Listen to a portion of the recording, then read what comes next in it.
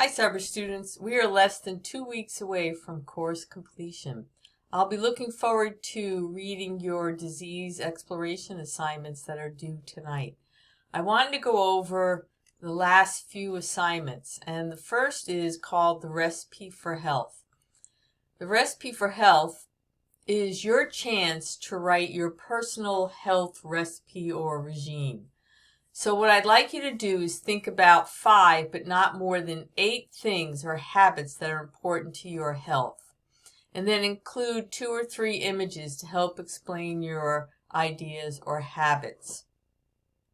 This is a sample of one that I did a few years ago. So these are the 8 things that are really important to me personally, and they should match the criteria or cornerstones of all the different health concepts that we've talked about through the semester. For instance, making sure that I exercise at least 4 times per week, getting 7 or 8 hours of sleep, because that matches what I need. So it shouldn't be that complicated. It's not that long, but it's a chance for you to think about what's really important to you. Once you upload the assignment, I will create a Recipe for Health book, ebook, and post it back online for you as a class to review it. Please, when you create your recipe, make sure that it's in a doc or a docx or a PDF. I prefer docs or docx formats because then I can create the ebook a lot easier. So that's due on the 22nd.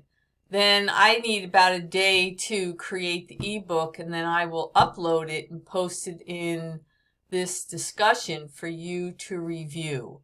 And then you'll post your reply for 5 points or so. But it's really kind of a cool thing to see what happens at the end of the semester about everybody's selections of different health concepts that are important to them. The other assignment is the post-life expectancy assignment.